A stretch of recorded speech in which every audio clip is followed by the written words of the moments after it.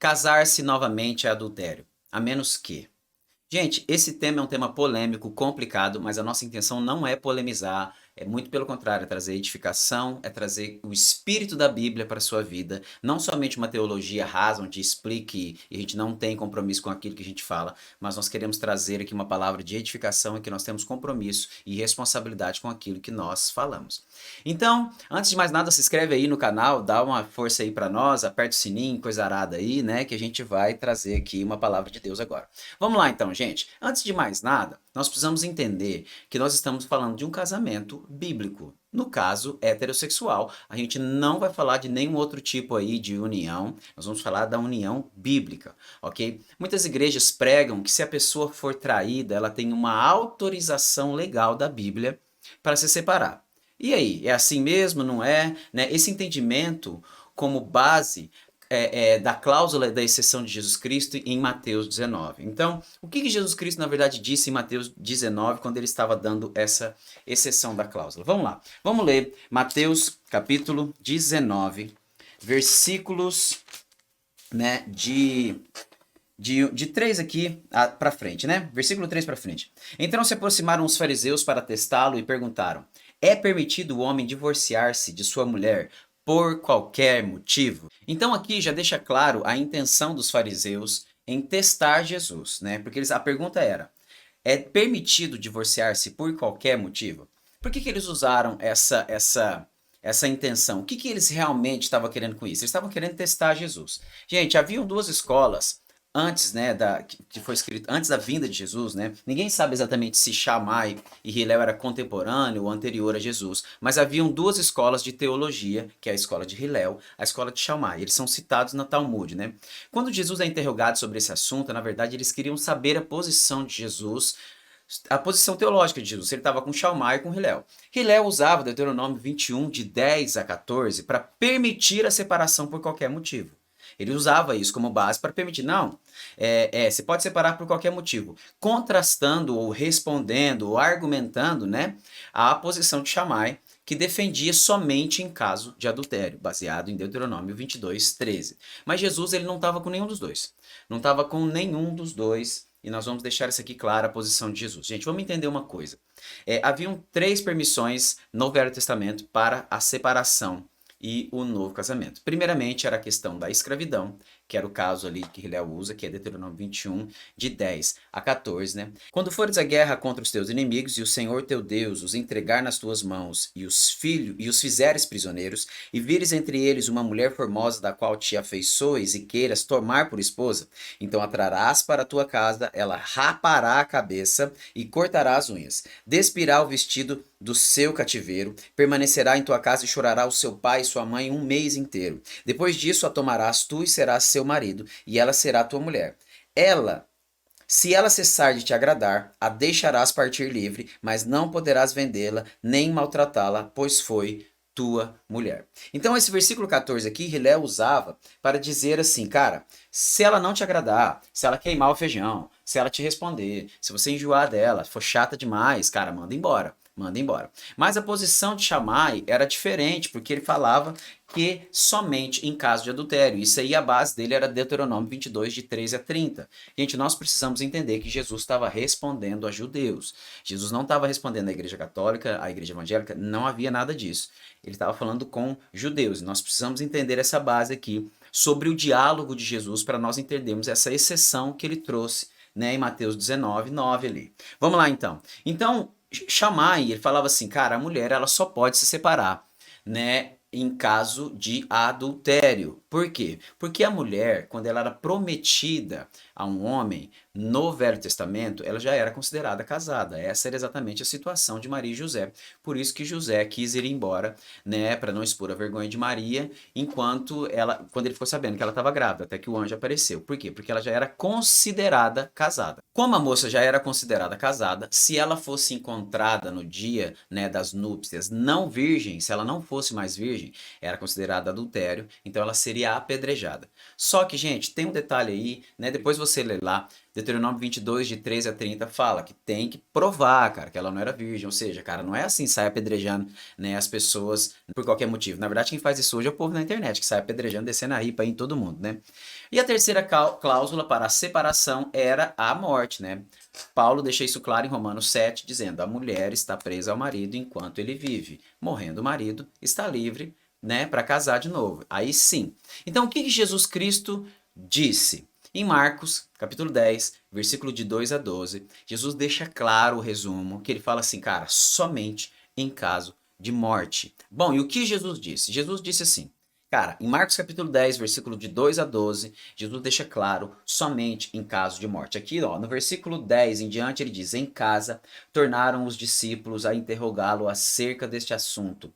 Ele respondeu: quem repudiar a sua mulher e se casar com outra, adultera contra ela. E se a mulher repudiar o seu marido e se casar com outro, adultera. Então Jesus ele dá uma resposta em público para os fariseus, dizendo, cara, não é assim no começo, não foi assim, Moisés não disse isso, a interpretação bíblica de você está errada, não é assim, o princípio não é esse. E em casa, para os discípulos, ele falou assim, cara, se a mulher separar, ela está em adultério, se o marido separar, está em adultério, os dois estão em adultério, né? Ele diz somente em caso de morte. Em Lucas 16, 18, ele diz exatamente a mesma coisa, somente em caso de morte você pode se separar. Cara, deixou claro, aquele que se separa está em adultério, aquela que se separa está em adultério, gerúndio, ato contínuo, né? Ou seja, aquele que se casou com outra pessoa permanece no adultério. Mas em Mateus 5:27 e Mateus 19:9, Jesus abre uma exceção, né? A questão, gente, é que em Mateus o escritor não traduziu do grego como moscheia, mas como porneia, né? Tem um livro do Daniel Jennings que se chama Except for Fornication. O subtítulo é Why the Evangelicals Must Revalue Their Interpretation of Matthew Divorce Exception Clause. Ou seja, por que, que os evangélicos devem reavaliar a sua interpretação da cláusula da exceção de divórcio em Mateus? Então ele deixa claro, e nesse livro ele explica a diferença de moscheia e de porneia, né? Ou seja, gente, moscheia é quando um homem casado tem relação sexual com uma outra pessoa, casada ou solteira, mas ele tem já, né, um compromisso e ele tem relação com outra pessoa. Porneia é quando uma pessoa solteira tem relação sexual com outra, ou seja, é o pecado de imoralidade sexual de um solteiro. E aí a palavra em Mateus, né, o escritor, quando ele traduziu, né, do hebraico de Cristo para o grego, ele traduziu como porneia. Agora, por que traduziu como porneia? Por que ele traduziu como porneia se estava falando de casamento? Ele traduziu, ou seja, de fato, o que Jesus Cristo estava querendo dizer é que eu não autorizo a separação a não ser pelos pecados que a sua esposa fez antes do casamento. Porque porneia tem a ver com fornicação, ou seja, um pecado de alguém solteiro, um pecado de alguém livre. Então vamos voltar lá para Mateus 19, versículo 4. Respondeu ele: não lestes, no princípio o Criador fez homem e mulher, e disse, portanto, deixará o homem seu pai, e se unirá à sua mulher, e serão os dois uma só carne. Assim já não são mais dois, mas uma só carne. Portanto, o que Deus uniu, não separe o homem. Mas para eles não estava bom, né? Para eles não estava bom. Eles tinham que perguntar mais coisas. Então, no versículo 8, respondeu-lhes ele, versículo 7, perguntaram-lhe, então por que mandou Moisés dar carta de divórcio e mandá-lo embora? Gente, eles disseram, por que mandou? Moisés não mandou, né? Moisés não mandou nada. Eles estavam com uma interpretação errada de Deuteronômio 22. E Jesus traz essa correção, né? Em versículo 8, respondeu ele, Moisés, por causa da dureza do vosso coração, vos permitiu mandar embora as vossas mulheres, mas no princípio não foi assim. Eu, porém, vos digo que qualquer que se divorciar de sua mulher, não sendo por causa de imoralidade sexual, e se casar com outra, comete adultério. E o que se casar com a divorciada também comete adultério. Gente, vamos lá. Muitas pessoas traduziram isso aqui como imoralidade sexual, outras falaram sobre fornicação, outros falaram adultério, outros falaram relação sexual. Várias traduções da Bíblia traduziram de várias formas. Gente, quando Erasmus de Roterdã traduziu a Bíblia, né, em 1516, que ele pegou lá, né, da Igreja Católica do grego, e ele foi publicado, né, junto com a Reforma Protestante, né, o holandês Erasmo de Roterdã traduziu a Bíblia. Ele traduziu a palavra, que no caso significa exceto, que na verdade em grego é me, né? Eu não sei se é assim, se tiver alguém aqui me corrija aí a pronúncia, né? Mas se escreve me, que significa não. Ou seja, eu vos digo, porém, que qualquer que se divorciar de sua mulher, não sendo por causa de imoralidade sexual, ou seja, não é exceto por imoralidade sexual, ou seja, não. Não. Então o que Jesus Cristo estava querendo dizer é que o princípio não é esse. Tanto é que, né, ele diz assim, ó, no final do versículo 9 ele diz: "E casar com outra comete adultério, que se casar com a divorciada também comete adultério." E aí no versículo 10 deixa claro isso, por quê? Porque os discípulos disseram assim, ó, disseram-lhe os discípulos: "Se essa é a condição do homem e a mulher, não convém causar." Aí fica uma pergunta aqui: o que que aconteceu com os discípulos aqui que eles entraram em choque? Por que que eles falaram isso? Jesus, se a realidade sobre casamento é essa, não compensa casar? Vamos ficar todo mundo solteiro, porque, cara, que coisa terrível que você está dizendo. E ele, porém, lhes disse, versículo 11: "Nem todos podem aceitar ou suportar esta palavra, mas só aqueles a quem é concedido. Pois há eunucos que se fizeram eunucos por causa do reino dos céus." Ou seja, são pessoas que decidiram não se casar de novo por causa do reino dos céus. Então, essa é uma posição de santidade. Agora vamos lá. Tá, beleza. O que que acontece então se eu me casar de novo? O que que acontece se eu sou pastor e casei de novo? Ou se eu não sou pastor? Como é que funciona a questão aí? Gente, vamos lá. Vamos entender mais uma coisa aqui. Mateus, Marcos e Lucas disseram, né, escreveram o que Jesus Cristo disse e fez. Mas João, ele escreveu aquilo que Jesus Cristo é. João traz um outro ponto de vista a respeito do Cristo, né? Tem 7 milagres, 7 encontros pessoais e 7 afirmações no livro de João, cujas quais 5 são inéditas, 5 são inéditas e 5 são inéditas. Então, João conta, né, outras coisas que Mateus, Marcos e Lucas disse, mas ele traz 15 pontos completamente inéditos sobre uma perspectiva nova daquilo que Jesus Cristo é. Então vamos pegar 2 exemplos aqui. O primeiro é a da mulher adúltera. João 8 fala sobre a mulher adúltera, né? E conta aqui, né? Os mestres da lei e os fariseus trouxeram a Jesus uma mulher apanhada em adultério. Puseram-na em pé em meio ao grupo. Gente, vamos entender quem que trouxe, primeiramente. Os mestres das leis e os fariseus. Eles queriam pegar Jesus em alguma coisa. Aqui era pegadinha, né? E aí todo mundo conhece a história, né? A lei, versículo 5, João 8:5. Na lei nos ordenou Moisés que tais mulheres sejam apedrejadas. Ora, o que dizes? Gente, vamos entender uma coisa aqui. Vamos entender uma coisa aqui. Eles trouxeram uma mulher que foi provavelmente em um adultério forjado para saber o que Jesus Cristo queria dizer. A intenção deles aqui era matar Jesus, era condenar Jesus. Por quê? Porque se Jesus fala assim, ó, não, tem misericórdia dela, perdoa ela, vamos deixar isso para lá. Jesus era considerado como herege e as palavras de Jesus não teriam peso, porque Jesus veio para cumprir as leis e os profetas. Se Jesus fala assim, não, apedreja ela mesmo, manda ver, né? Não vale nada essa mulher aí, vamos matar ela, acabar com ela.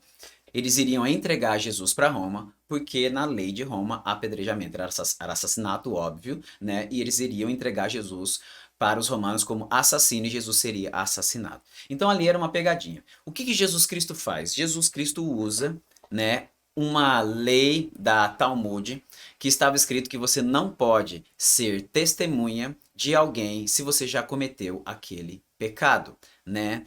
Gálatas capítulo 6, versículo 1 diz isso: quando você for exortar alguém, olha por ti mesmo, para que você não seja surpreendido na mesma falta. Ou seja, você vai ser provado por tudo aquilo que você denuncia, ou você não serve de acusador de um pecado que você comete. Então já começa aí. E aí Jesus Cristo disse, né, aquele que nunca adulterou, né, aquele que não tem pecado, aquele que dentre vós não tem pecado, ou seja, daqueles que nunca adulteraram, atire a primeira pedra. Ok, eles foram saindo, né, todo mundo conhece a história, mas aí entra a questão o seguinte: Jesus Cristo perdoou essa mulher? Em nenhum momento aqui você vai ver Jesus perdoando essa mulher. Mas ele também não condenou ela. O que que Jesus Cristo fez? Jesus teve misericórdia daquela mulher. Aqui no versículo 10 ele disse, ó, Jesus endireitou-se e disse: mulher, onde estão eles? Ninguém te condenou? Por que Jesus Cristo disse isso? Porque em Deuteronômio 17:6 diz que, se não houver 2 ou 3 testemunhas, não se estabelece o fato. Aí no 11 respondeu ela: Ninguém, Senhor. Disse Jesus: Nem eu te condeno. Ou seja, se não tem 2 ou 3 testemunhas, eu também não serei testemunha contra ti, até porque Jesus não estava lá no caso. Agora, porém, vá e abandone a sua vida de pecado. Então Jesus Cristo aqui, ele não estava, né, algumas traduções traduziram, eu não gosto dessa tradução que diz, vá e não peques mais. Não, a tradução correta é vá e abandone a sua vida de pecado, ou seja, abandone essa vida em que você vive pecando. Ok? Então Jesus exerceu misericórdia sobre aquela mulher. O segundo exemplo aqui é em João capítulo 4, a mulher samaritana, né? Nós vamos acompanhar aqui. Então, em João capítulo 4, na mulher samaritana aqui, Jesus está falando sobre um assunto aleatório ali, sobre adoração, né? Jesus, na verdade, ele estava querendo dizer que ele é a água viva, ou seja, a vida que estava nele, a vida, ele queria passar para ela, querendo dizer, querida, isso daí não é vida não, a vida de verdade só existe em Cristo Jesus, debaixo, né, da proteção de Deus e com a água, essa água é exatamente a vida de Cristo, né? O Espírito Santo em nós, né? Então Jesus ele vai, quando ele tá para dar essa água, no caso sim, o Espírito Santo ali, né? Quer dizer, para ela que ela recebesse Cristo na vida dela, ele vai e pergunta: "Chama teu marido". Né? O mais engraçado é que ela disse: "Eu não tenho marido". Por quê? Porque ela vinha de uma vida de pecado e Jesus Cristo confronta ela nessa área. Por que que ele faz isso? Por que que ele muda de assunto assim tão aleatoriamente? A questão, gente, é que a intenção de Jesus Cristo é exatamente trazer para fora aqueles pecados que estão mais ocultos e trazer confissão de pecados, né? Porque se você confessa o seu pecado, você é curado. Então, uma das maneiras de Jesus curar aquela mulher de um trauma que provavelmente ela tinha, né, porque ela já tinha tido 5 e o outro não era dela, né, é exatamente trazer para fora, né, aquilo que estava dentro, aquela ferida, aquela mágoa, né? E aí, o mais engraçado é que depois que ela fala não tenho marido, Jesus Cristo não dá nenhuma direção para ela. Ele não fala assim, ó, casa com o primeiro, casa com o segundo, volta, né? Até porque a lei proibia, né? Depois do terceiro casamento a mulher voltar, né? Quer dizer, no terceiro casamento a mulher voltar para o seu marido era proibido, né? Então Jesus não dá direção nenhuma. Aqui está a grande chave, né? A grande chave está aqui de tudo isso. Se Jesus não condenou, quem somos nós para condenar? Tem um livro do Dr. Leslie McFall que se chama The Biblical Teaching on Divorce and Remarriage, que fala sobre as duas cláusulas que Erasmo de Roterdã usou para trazer esse entendimento de que a pessoa pode se separar de novo. Então, a primeira ele usou, né, 1 Coríntios 7,15, dizendo que você não precisa estar debaixo de jugo de servidão. E a segunda cláusula é a cláusula da exceção, né, de Mateus 19:9. Então, a questão aqui, gente, é que o próprio catecismo de Westminster, mais tarde, adotou isso como regra de doutrina, né, da confissão, né, da igreja presbiteriana, né, tradicional, né, da confissão de Westminster, né? Então a questão aqui, gente, é que nós precisamos entender o seguinte: realmente o que Cristo queria dizer é aquele que está casado novamente, né, permanece no adultério, né? Aquele que se casou pela segunda, terceira, quarta vez permanece no adultério. Tá, ok. Então, e aí? E agora? O que que faz então? Mata todo mundo? Mata as esposas? Assassina? O que que faz? Morre aí do lado dessa pessoa? O que que faz? Eu vou trazer o meu ponto de vista daquilo que eu creio e daquilo que eu entendo. Irmãos, Jesus veio para trazer perdão de pecados e cura.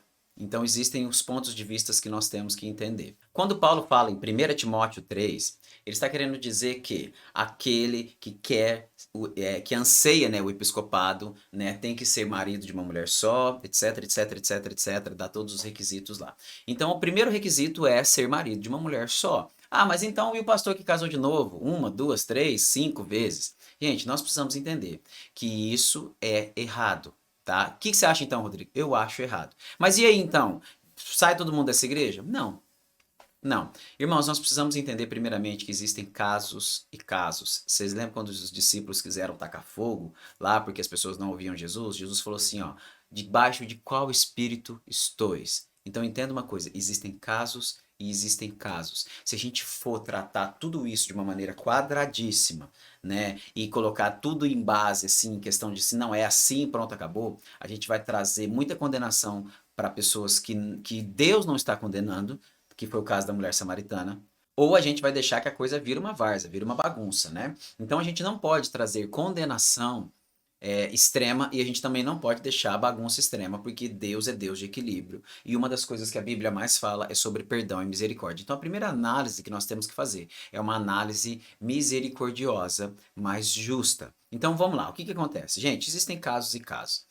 Existem casos de pessoas que casaram por pressão de igreja, eu conheço pastores que casaram, né, porque a igreja estava pressionando, você tem que casar, você tem que casar, tem que casar, o cara foi e casou errado, né? Tem casos de cara que é sem vergonha mesmo, né? Tem cara que casa que é vagabundo, o cara tava lá com o casamento dele, o cara tá desviado, tinha que ter parado o ministério, tinha que ter feito outra coisa. Não, o cara quer ficar lá pregando, porque eu sou, né, o santificado adoado. Também tá errado. O que que nós temos que entender? Nós temos que entender o seguinte, gente. Nós precisamos exercer misericórdia. Se Deus não condenou, quem somos nós para condenar? Mas nós temos que ter um posicionamento firme. Eu, como pastor, eu não faço casamento de quem já foi casado. Eu aconselho as pessoas a se casarem somente no civil, né? Eu não faço, mas você não ora? Eu vou lá, abençoo, tal, mas eu não celebro, né, a união de um casamento assim. E o que que a gente tem que pegar pesado? A gente tem que pegar pesado com os jovens que vão se casar e trazer esse entendimento para a geração que ainda é solteira. Então a galera que é solteira, a gente tem que, cara, bater, ensinar e falar assim, cara, é uma vez só, não tem dessa, trazer isso de uma maneira, né, bem exemplificada, bem bíblica, para preparar a próxima geração, né, que ela tenha exemplo, que ela tenha base, que ela tenha estrutura para permanecer no casamento. E para os outros que já estão casados, misericórdia. Para quem não casou, sarrafo, cara, não casa. Não casa, não é assim, não é fácil trabalhar na restauração do casamento, trabalhar até o último para os casamentos serem restaurados. E para os outros, né, a gente exerce misericórdia, né, claro, entendendo pontos e pontos, né? Entendendo situações e situações. Tá, pastor, mas eu já casei. E aí, o que que eu faço? Eu não sabia de nada disso e eu casei. E aí, o que que eu faço? Queridos, faz igual a mulher samaritana. Confessa o teu pecado. Ore com a sua esposa, com o seu esposo e confesse, fala: Deus, eu não sabia, eu não tinha esse entendimento e eu estou aqui confessando que agora eu tenho entendimento, te peço perdão e misericórdia. E toca a tua vida. Se a gente for pegar, gente, essas coisas e trabalhar extremamente, a gente não vai conseguir trabalhar com todo mundo. Por quê? Porque tem N variantes da mesma coisa. Por exemplo, imagina uma pessoa que casou, aí ela tá lá, né, indo viajar na lua de mel, no carro, aí o carro cai no precipício, a mulher cai no mar, e é igual aqueles filmes, sabe, que a pessoa fica desacordada lá, bateu a cabeça e acorda lá numa praia. Imagina tá lá na Grécia, o marido fica na Grécia e a mulher para lá na Turquia, sem memória. 10 anos depois essa mulher recupera a memória, vem atrás do marido, o marido já tá casado com outra, com 3 filhos. E aí, o que que faz? Larga da primeira, volta com a segunda? Como é que faz? Gente, tem tantas variantes a respeito de casamento que não dá para a gente trabalhar todas essas variantes sem entender o espírito da Bíblia. Por isso que nós precisamos do espírito da palavra, porque senão a gente vai condenar quem não precisa e a gente vai deixar sem vergonha aí fazer rolo para todo lado. Nós precisamos da graça de Deus para fazer isso. Se você quiser saber mais sobre isso, tem esse livro aqui que saiu em português, chama-se Casar-se Novamente é Adultério. Tem o livro do Dr. Leslie McFall, né, The Biblical Teaching on Divorce and Remarriage, que é disponível de graça na internet. Tem o livro também, né, do Daniel Jennings, que é Except for Fornication, eu acho que não tem tradução para o português, Why the Evangelicals must Revalue the Interpretation of the Matthew Divorce and Exception Clause. Ok? Ficam esses dois livros aí, esses três, né? Tá aqui, ó, deixa eu colocar aqui. Casar-se Novamente é Adultério, do David Paulson, né? Ele é teólogo de Cambridge, meu professor aí, cara joia. Amém, gente? Eu espero ter cooperado com você, espero ter cooperado com esse vídeo para que você tenha um entendimento. Se você é solteiro, não se case. Se você se casou, não se separe. Simples assim. Se você for se casar, você não peca, mas preste atenção porque você está entrando em algo que você vai ter que sustentar para o resto da sua vida. Amém? Que Deus abençoe a sua vida, que Deus traga edificação e entendimento em nome de Jesus.